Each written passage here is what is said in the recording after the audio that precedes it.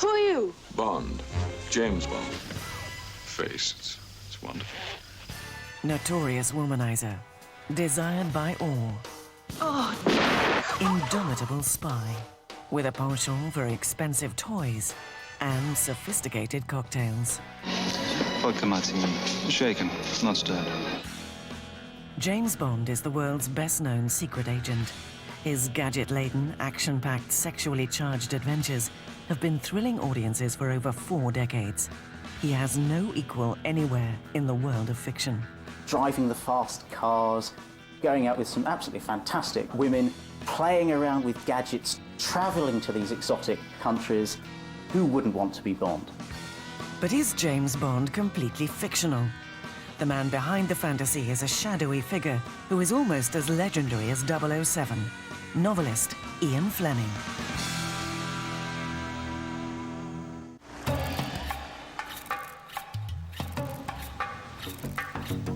Life in Jamaica in the early 60s was just the sort of steamy, lush, tropical paradise where a spy novelist could daydream about dashing heroes and sultry women.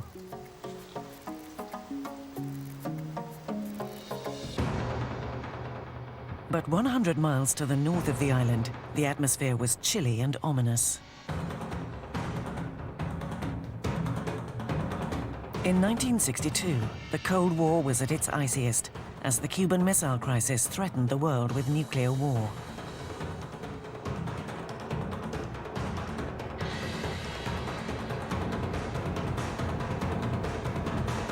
And despite, or perhaps because of, Cold War doomsday scenarios, a social revolution was well underway.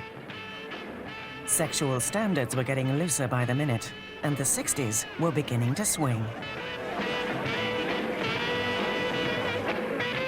These were heady days for Ian Fleming, creator of what he called the spy novel to end all spy novels.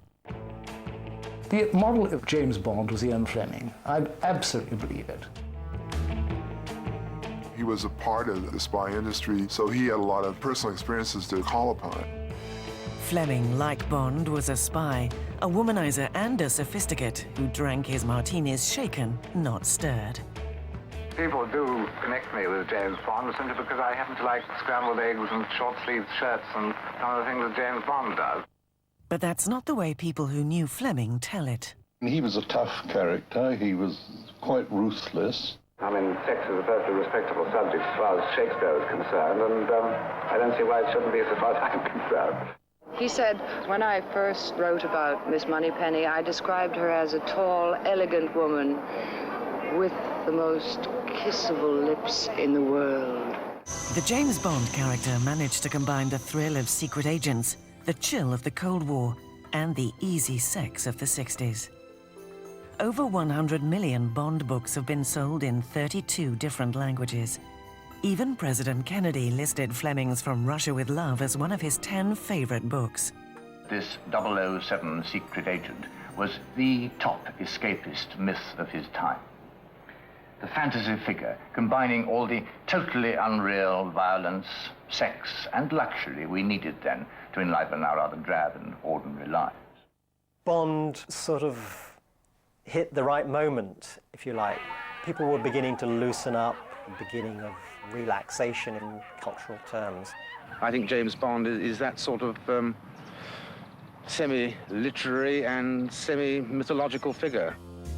In 1962, production of the first Bond film, Dr. No, was underway in Jamaica, the sleepy Caribbean island that Ian Fleming called home.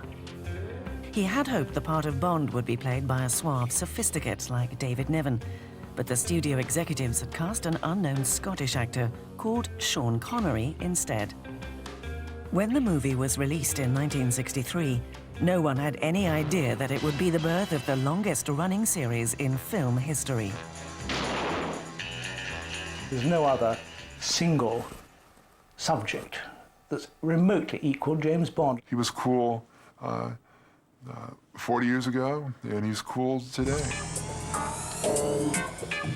Who's that? The next call. In creating James Bond, Ian Fleming wasn't just imagining a classical fictional hero. He based Bond on himself and his own experiences, and he was finding a way to satisfy his blue blood mother and outdo the ghost of his heroic father. His parents, Valentine and Evelyn, were from the British upper class. He was born on May the 28th, 1908, and was the second of 4 boys. Ian had all the advantages money and social status could buy. But when his father was killed by German bombs during World War I, 8-year-old Fleming's idyllic childhood ended. Subsequently, he was brought up by his rather forceful mother, who exerted quite a powerful influence on him. The father was made out to be this great hero, this action hero who'd been killed in the First World War, etc. His sword was kept in the front porch and things like that. And Ian was brought up with this feeling that he'd got to emulate his father in some way or other. Like his father and older brother, he was enrolled at Eton when he was 13. He wasn't much of a scholar, but he was a good athlete who excelled at Eton's difficult steeplechase. I think his greatest achievement was winning the Victor Ludorum 2 years running in 1925 and 1926. He was the champion athlete, and I think that's only been beaten once after that. He was a superb athlete. He also seemed to have a talent for writing. It was at Eton that Fleming published his first piece, which was called The Ordeal of Carol St. George, and that piece of writing is an extremely mature one. As a wealthy, handsome teenager, Fleming charmed his way through school when he felt like it. There was a certain pompousness about him. He was quite pleased with himself. He was, at all stages, it seems, popular with the girls. But he wasn't the kind of guy that, sort of everybody liked by any means. Fleming soon became known for having a good time, rather too good, and several hushed-up incidents with girls sent him packing from Eton and then from Sandhurst. In 1927, his exasperated mother enrolled him in the Tennerhof in Kitzbühel, Austria. She discovered this strange kind of educational establishment which would make a man of him. He'd learn languages and perhaps he could find a career then as a diplomat or something like that was her thinking. The Tennerhof turned out to be a brilliant fit for Fleming. He had the nearby Alps for exercise. And he had mentors who introduced him to fascinating new worlds. There was kind of elderly British guy who'd been a spy who was the sort of headmaster. And he had an American wife who was a novelist. And this woman sort of helped Ian to write his first stories. For the first time in his life, he was actually doing something he really liked. Fleming went on to the University of Geneva to prepare for the Foreign Service exam. Even his mother seemed pleased with his progress until he brought home a girl he had met in Switzerland. His mother sort of wouldn't have anything to do with her. And although the Flemings were not exactly aristocratic, the mother thought that this girl was a Swiss bourgeois and sort of more or less threw her out of the house. And when he took his Foreign Service exam, his performance didn't do much to improve his standing with his mother. He came an abysmal 25th out of 62, not nearly good enough to enter the service. Fleming was 23, with no job and no prospects. It would take a further push from his mother to finally set him on a course more to his and to her liking. But even then, it wouldn't be good enough. Is there something I can do for you? Yes, as a matter of fact, there is. A big part of the Bond mystique is his way with women. I'll call you around 9. The most beautiful girls. Not just one, but, you take like Moonraker. There were dozens of beautiful women in that movie. Well, I don't think they've been awfully good for women. No, I think that this is why Moneypenny is liked by so many people throughout the world, because she is more than a two-dimensional woman. The other women, they just want to bed him or kill him, don't they? Dozens of women, few long-term relationships. It's a pattern Bond shares with his creator, Ian Fleming. From an early age, it was clear that Fleming had a gift for conquering the fairer sex. He was handsome, charming, and rich, tools he used to his advantage. When he was young, he was very good-looking, great womanizer. But there was one particular woman in Fleming's life who wielded enormous lifelong influence, sometimes to the detriment of other females, his domineering mother. He fell in love once in Switzerland, but his mother refused to acknowledge his girlfriend. Still dependent on his mother for money and status, Fleming dumped his girlfriend and set out to charm the women of London. He was going to go and find any woman that he wanted and, you know, damn the consequences. Although he'd had a very, very wild, well not wild, very varied sex life in London, very determined. Many mothers would have objected to this kind of behavior, but Evelyn Fleming wasn't like most mothers. I think really his mother, who was a powerful, dominating old bitch, she was sued for enticement at the age of 80 or something, which takes a bit of doing for an old lady, by the wife of a marquis, incidentally, who she went off with. Although Evelyn was quite at ease with her son's wild sex life, she disapproved of his lack of a job. He'd failed the Foreign Service exam, destroying any chance of a career in diplomacy. Ian seemed content to live off his mother, but Evelyn had other plans. Since Fleming had shown some writing talent at school, she pulled a few strings to get him into Reuters. She arranged for Ian to go along for an interview, and he was taken on as a trainee at Reuters, and so, you know, that was training to be a journalist. Here, finally, Fleming found his niche. In just a couple of years, he worked his way up to plum assignments, including covering the Moscow trial of 6 British engineers who were accused of espionage. It was Fleming's first taste of international intrigue in a glamorous cosmopolitan setting. He made quite a success of it, and as far as Reuters were concerned, he beat the other agencies and things like that. So he was considered to be one of the up-and-coming young journalists at Reuters. Fleming almost always filed his stories first, thus scooping the other agencies. One agency sent a telegram to Reuters. We fellow journalists have extremely high opinion of his journalistic ability. He has given us all a run for our money. At 25, Fleming finally had the accolades of his colleagues. He was being groomed for a post in Shanghai, but his mother still wasn't satisfied. His mother, always back to his mother, but I guess also his wider family, felt that he wasn't going to make much money as a journalist. So he was sent to join a small bank, not the family bank, and the idea was that eventually he would learn the business. But he didn't like banking. So he was sort of shunted sideways, and he became a stockbroker. He was described as the world's worst stockbroker. Even as the world's worst stockbroker, Fleming made enough money to buy his own place, which at long last got him out of his mother's house. He purchased a former Baptist chapel at 22 Ebury Street and turned it into a bachelor pad. I spoke to a number of his former girlfriends, and they used to sort of say how he would invite them in, and then he would sort of greet them with a glass of champagne. He didn't have great tastes in food. He would offer them sausages, which sounds pretty repulsive, but you know, then he would take them into this sort of ornately decorated place. The start of many romances there.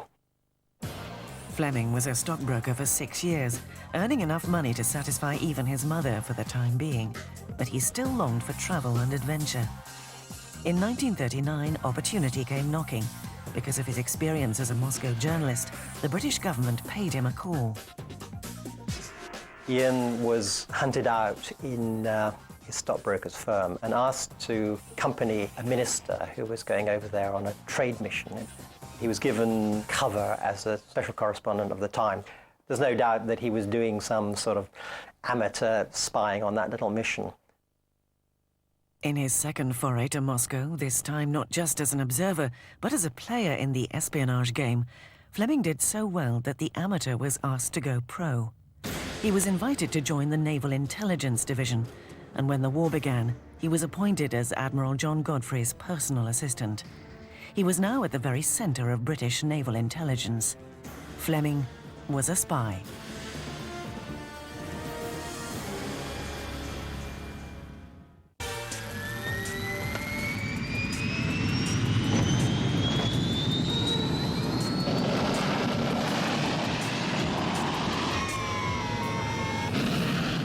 James Bond has been setting the standard for movie thrillers for over 4 decades. It was sort of the perils of Pauline moment where James Bond is caught, subjected to this terrible threat of being sawed in half by a buzzsaw or dropped into a pond of hungry sharks or whatever it is. He always gets away. It's a winning formula that never seems to grow stale. The films have continued to grow and grow and grow in box office, bigger and bigger and bigger. So it's almost like a snowball going down the hill. It's not diminishing, it's getting bigger and bigger and bigger as it rolls. Incredible as Bond's over-the-top adventures are, they're grounded in fact. During the Second World War, Ian Fleming was a key member of the British Naval Intelligence Team. He was a combination of an ideas man and a fixer. The war simply put him back into his sort of cloak and dagger world he'd always wanted to be in. For the first time in his life, he could say that he was really sort of doing something that perhaps lived up to this myth about his father. From his office in Room 39, the Center of Naval Intelligence, Fleming built up a force of 450 intelligence commandos who were trained to intercept German secret codes and equipment from behind enemy lines. The men were sent out. Sometimes they operated from submarines, sometimes from landing craft. They were a motley crew, mostly volunteers, not regular Navy. They were also known as Fleming's pirates. When it was reported that Hitler was on the verge of invading Spain, Fleming hatched an elaborate plan to keep information flowing from the occupied country. There would be a group of sort of British agents in situ there, particularly at the sort of ports along the coast, who would serve a dual role. One, they would be able to sort of report back to Britain about what was going on, and the second, they would carry out sabotage missions and sort of disrupt the Germans. Fleming called this plan Operation GoldenEye. His creativity won him the admiration of his superiors. The director of naval intelligence once was reported to have said that he thought that Ian Fleming should have had his job. When the Americans needed help organizing their own intelligence agency, Fleming went to Washington to share his expertise. Ian Fleming worked with Colonel Bill Donovan, who then became the first head of what became the CIA. It wasn't called that at the time. Ian Fleming stayed in Washington to help draw up a framework for this organization. He is sometimes credited with having been one of the instigators of the CIA. According to some of his colleagues, Fleming even ventured behind enemy lines to carry out top-secret missions himself. Ian Fleming was a Scarlet Pimpernel. He didn't let anybody know what he was doing, as Gina knows, and he did an awful lot of things that people didn't know about. According to some, Hitler's right-hand man, Martin Bormann, was the traitor who leaked Hitler's whereabouts to the Allies. Near the end of the war, Fleming was behind Bormann's escape from Berlin in an operation Fleming called James Bond. Christopher Crichton revealed the top-secret story many decades later. As the Soviet army closed in, the author and Ian Fleming found their way into a bunker in Hitler's chancellery and persuaded Bormann that he'd be safe in Britain if he disclosed the whereabouts of hidden Nazi gold. The book features a letter from Fleming in which he offers grateful thanks and vivid remembrance of our Operation James Bond, in which Piglet, Martin Bormann, was clandestinely transported. It's a story that's difficult to confirm, but then again, secrecy and mystery have always been the trademark of a top spy. Mystery and a certain way with women. Whilst Fleming was spending his days pursuing Nazis, his nights were still devoted to the pursuit of the fairer sex. He had a long string of girlfriends, including an American heiress and a Romanian countess, but only one woman seemed to truly win his heart. She was the wife of his friend, Lord Shane O'Neill. and the two began an affair in 1938 during a holiday in Austria. The dedicated bachelor was finally in love. She was a woman of extraordinary, what's the right word for her? She was of extraordinary character, intellect, arrogance, determination, and I should imagine very sexy. When Lord O'Neill was shipped overseas at the beginning of the Second World War, Fleming's affair only intensified. And in 1944, when Lady O'Neill received the telegram that her husband had been killed in combat, Fleming provided the shoulder for her to cry on. However, his comforting only went so far. Anne O'Neill wanted to marry Fleming, but at the time he was still committed to bachelorhood. For Fleming, the Second World War was a good war, one that brought him adventure and good fortune without personal loss. Peacetime, if it ever came, was going to have a hard time measuring up. Once when we were lunching out during the war, I said, just by way of making conversation, have you thought at all what you're going to do after the war? Have you got any ideas or any plans? And he said one thing he thought of doing was writing a thriller. And I at once thought this was a very good idea. He knew women, he knew about espionage, he knew all sorts of things. What could be a better qualification for a writer? But it takes more than qualification to be a writer. He would also need inspiration and dedication, and both were a long way off.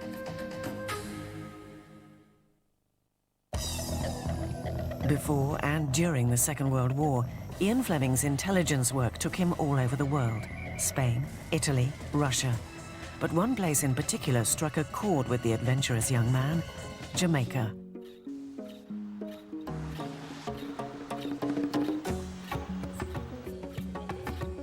Towards the end of the war, he attended a naval conference there and fell under the island's spell. He said, when the war is over, I'll never again spend a winter in England. He loved Jamaica and he decided to buy a property here. So, and investigate, he come upon this property, Rockage, and then he purchased it from some Jamaican families. When he returned to England, he could think of nothing else but his plans for Rockage. People would notice him sort of doodling on his pad in the Admiralty, and he was designing a house. It was a very simple design for a one-story bungalow with windows wide open to the ocean breeze. When the Second World War ended, Fleming had to find a steady job. The perfect position appeared at London's Kinsley Sunday Times. He was hired to set up a foreign service bureau, similar to where he'd worked at Reuters. He and I came back from the wars together. He to set up this foreign service, which had so many foreign correspondents, it nearly rivaled the Reuters itself. He had a network of foreign correspondents that he had to look after. It was a bit like running a great network of secret agents. In this new post, Fleming employed all the energy and creativity he'd shown whilst planning covert operations. Every Tuesday morning at the Sunday Times conference, Fleming would be teeming with ideas and pouring them out in all directions. Fleming seldom did much of the writing, leaving that to the underlings. He wanted to be known as the person with the big ideas. He always covered up very much on his own capacity to write and to analyze other people's writings. So modest was he, and so much did he seem to want to keep it dark that he wrote at all in those days. Many people went around saying, oh, Ian Fleming, foreign manager, yes, but of course can't write a word, can he? I thought he was an ex-Secret Service man. He was obviously a wonderful journalist because he could churn these sparkling paragraphs out, and they were very, very good. But he didn't do very much. Despite his success at the Sunday Times, Fleming still had Jamaica on his mind. Prior to taking the job, he had negotiated 2 months off each year. As the cold, dark London winter moved in, Fleming headed off to Jamaica, and the home he was building, which he called Golden Eye. It was just the most natural, beautiful piece of land with this gorgeous ocean and beautiful coral reef. What he loved about Jamaica was its cut-offness from the modern world. And he wanted to create this house that was very natural and that had these huge windows that framed the view. And he wanted to take advantage of the wonderful, cool ocean breezes so that they could blow naturally through the house, so there wasn't a pane of glass in the house. In those days, people used to make houses from marl and white lime. We didn't have cement at that time. So he built the house from cut stone, marl and cement. The house cost only £2,000 to build, and by 1946, it was complete. We have guests come here and they spend 2 weeks, and sometimes a week. The guests that came in Fleming time would be dignitaries. They would be from very quite wealthy English families, able to afford a lifestyle that led them to have the winters in Jamaica and summers in England. The guests included some of England's well-known authors, such as popular playwright Noel Coward. Soon, Coward bought his own house just down the road, and the guest list grew even more illustrious. Between Noel and Ian, they entertained, a huge amount of people, from Evelyn Waugh to Elizabeth Taylor to the Queen Mother. Prime Minister Anthony Eden from England was here for 3 weeks in 1956. And the whole property was covered with police and soldiers. Fleming's life at Goldeneye had a simple rhythm, no matter how many guests were around. He liked to swim. He liked to do a bit of spear shooting. Sometimes I like to be on the beach naked, having a swim if there's nobody around on the reef to see him, because this is a private property. Every now and again, he would consider sitting down to begin his spy novel, but life was so pleasant he never quite got around to it. One of Goldeneye's regular visitors was Fleming's longtime lover, Anne O'Neill. She continued to pressure Fleming to marry her, until finally she had had enough. She expected that Ian was going to ask her to marry him, but he didn't. So she decided to marry another suitor, who was this fellow Lord Rothermere. Rothermere ran the Daily Mail, and he and Fleming were practically colleagues. Even so, Fleming and Anne managed to continue their affair. She used to come out to see him in Jamaica. She used to devise all sorts of kind of exotic stories about why she had to go out there. She used to tell her husband that she was going out to stay with Noel Coward, who was discreetly gay, so this was a great cover. But all the time she was carrying on this affair with Ian at his place at Goldeneye. In 1948, the affair took a serious and tragic turn. That year, Anne became pregnant with Fleming's child. The baby lived for only a few hours, and Lord Rothermere, thinking it was his own, mourned with her. Fleming mourned alone. 4 years later, Anne found herself pregnant again by Fleming. She decided that, at this stage, she was going to get a divorce from Rothermere and marry Ian. For the first time in his life, the cool, suave former spy was in a panic. Even his idyllic surroundings couldn't calm his anxiety. The shock of getting married to this powerful lady, I think, brought on a sort of midlife crisis. He thought, Christ, what am I doing? I'm caught. A woman's got me. In desperation, Fleming finally began writing a spy novel. The book was called Casino Royale, and it featured a main character who was everything Fleming was and much, much more. He drew from his war experiences, his fantasies about women, and, when inspiration ran short, from his bookcase. I wanted to find a really flat, quiet name, and one of my Bibles out here is James Bond's Birds of the West Indies. And I thought, well, now, James Bond, now that's a pretty quiet name. And so I simply stole it and used it. This story of the origin of James Bond is easier to corroborate. The birding book was indeed in Fleming's study.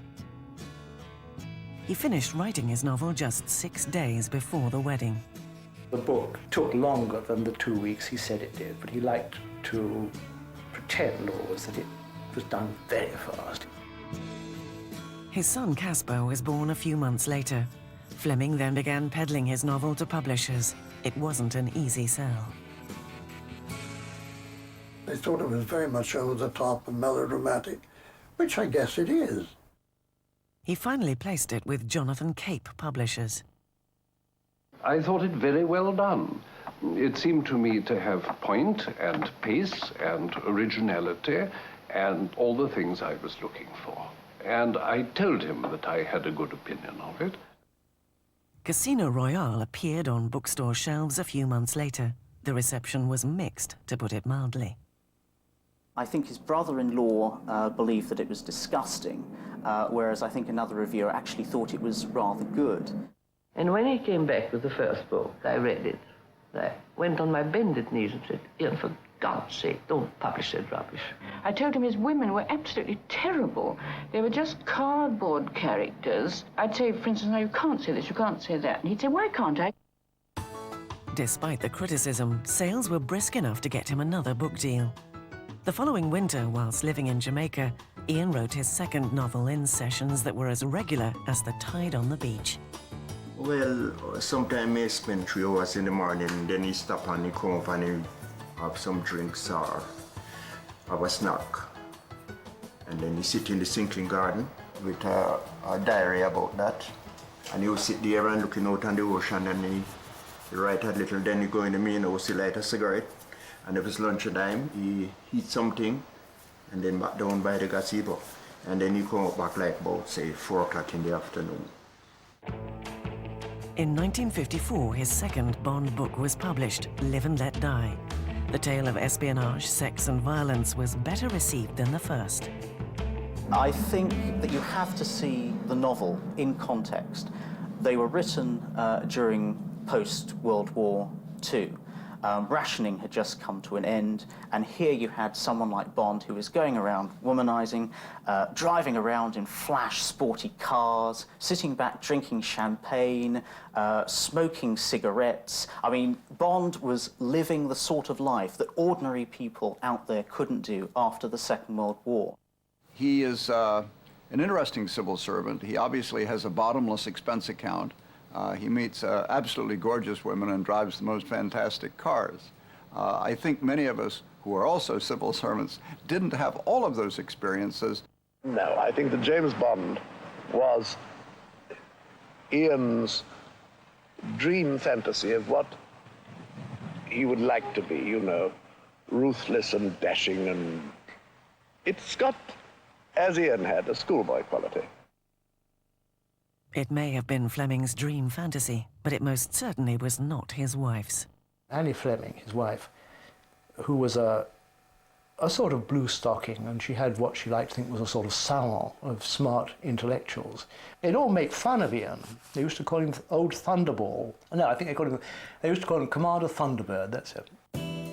She was harsher still when he mentioned he would like to dedicate his next Bond book to her. Annie, who'd already had a look at it, she said, but oh, Ian, it's not the sort of book one dedicates to anyone. Toughened by the years of criticism from his mother, Fleming just kept on writing. In 1955, Ian published Moonraker, followed by Diamonds Are Forever in 1956. He didn't even mention the books to his colleagues at the Times. I said, I never realized that you wrote these wonderful thrillers. Oh, dear boy, don't mention it. Oh, no, really. It's something I'm deeply embarrassed by. Don't tell anyone. Then, in 1957, came his breakthrough novel, From Russia with Love. Fleming combined excellent prose, particularly for a thriller, with fully developed characters and a ripping plot about a worldwide sex scandal and an elaborate effort to kill Bond.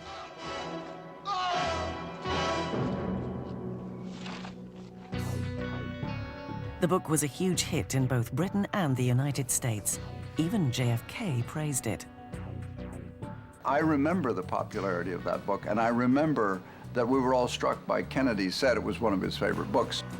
Keenly aware of the difference between great literature and what he was writing, Fleming remained modest about his success. Here's how he himself described his technique. There's only one recipe for a bestseller, and it's a very simple one. You have to get the reader to turn over the page. Nothing must be allowed to interfere with this essential dynamic of the thriller. There must be no complications in names, relationships, journeys, or geographical settings to confuse or irritate the reader. He must never have to ask himself, where am I? Who is this person? What the hell are they all doing? After the success of From Russia with Love, Fleming was surprised when critics panned his next novel, Dr. No. It's certainly a very bad novel indeed. And this struck me as a monstrous piece of work. The crude sadism, the disgusting sex, the very second-rate snobbery. It's not even the snobbery of a proper snob, it's the snobbery of an expense account man. Fleming defended his work, saying the target of his books lay somewhere between the solar plexus and, well, the upper thigh. Fleming continued publishing a Bond book a year. By 1964, he had written 13 Bond books, as well as a children's book, Chitty Chitty Bang Bang, which was based on bedtime stories he'd told his son. Because they combined a sophisticated hero, exciting plots, fantastic villains, intriguing gadgets and sex, lots of sex, the Bond book seemed tailor-made for the silver screen. But for years, Fleming would struggle with financial troubles and legal battles just to get the first movie made.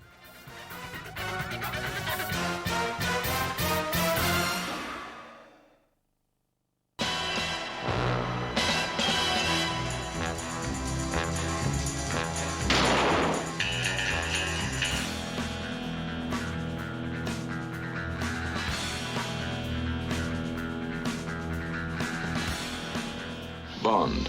James Bond. Bond movies have a look, a style, and a sound that's been uniquely identifiable for decades. The secret of the success of the Bond series is just the concept is cool. For years, though, it looked like the silver-tongued spy would never make it to the silver screen. The struggle began in 1955. Producer Charles K. Feldman bought the rights to Casino Royale for $6,000. But the movie promptly disappeared into a financial quagmire. 4 years later, Fleming teamed with a director and scriptwriter to write an original Bond screenplay. Later, Fleming recycled the script into another Bond book, Thunderball.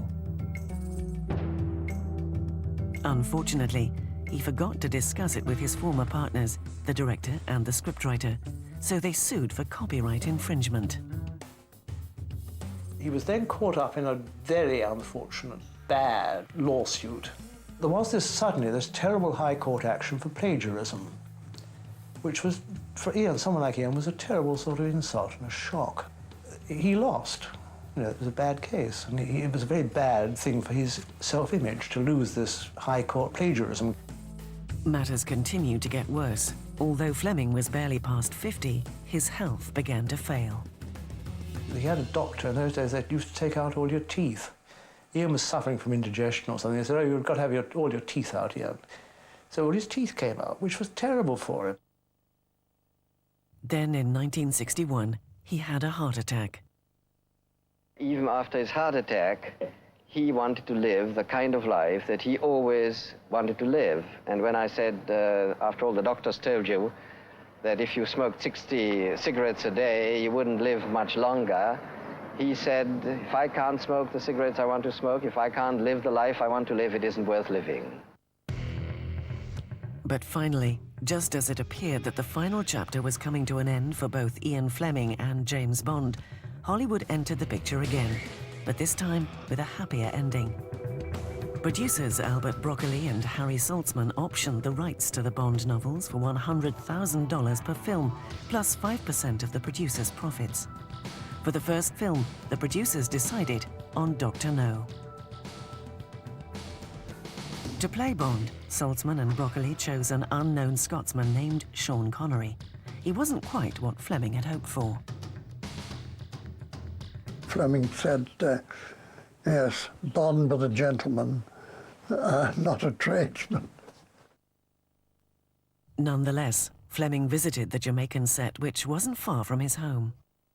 We have the wonderful Laughing Waters, and this is where Ursula Andress comes out of the ocean with a conch shell, that very, very famous scene that everybody knows. Released in 1962, Dr. No showcased both the lush Jamaican scenery and the world's coolest spy. And Connery gave Bond's character something it had never had before, humor. Tomorrow we will have to find Kirilenko's hideout. Meantime, I'll take care of this filthy stuff. In a sense, Connery was almost sending the James Bond up. He's funny. He was a bit of a Scottish comedian.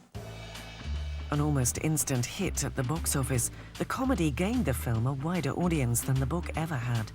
Eager to capitalize on the film's success, the producers released From Russia with Love in 1963 and prepared Goldfinger for release in 1964. Fleming's percentage of the profits had made him a multi-millionaire.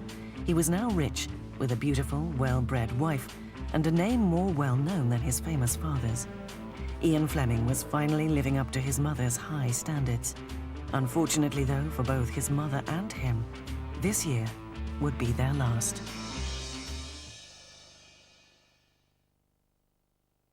In 1964, at age 56, Ian caught a chest cold that he couldn't shake. He was still ill that summer when his mother died. Doctors advised against traveling to the funeral, but Fleming insisted, only worsening his condition.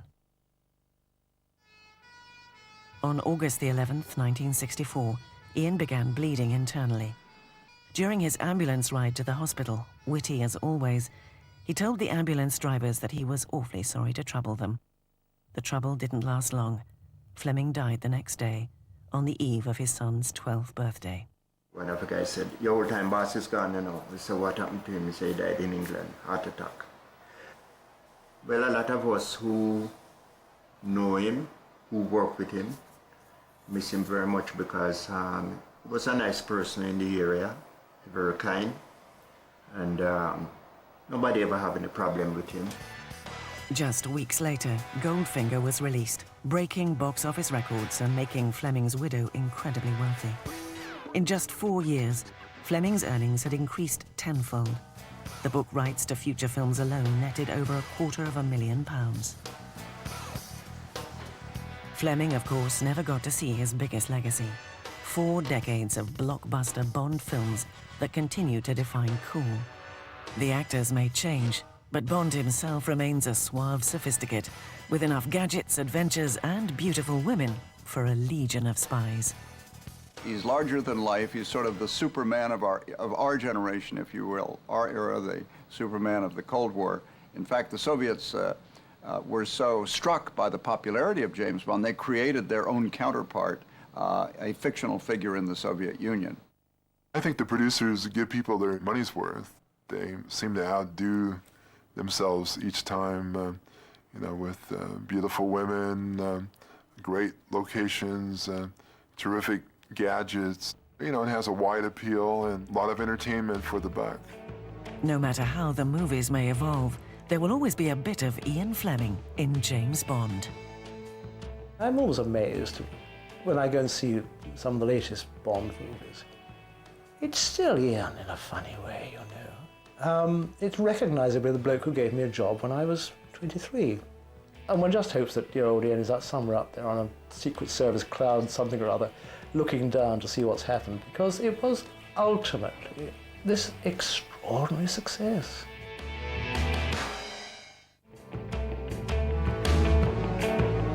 Yep, he wrote Chitty Chitty Bang Bang, and the toy maker in that film was played by... We'll find out in a moment.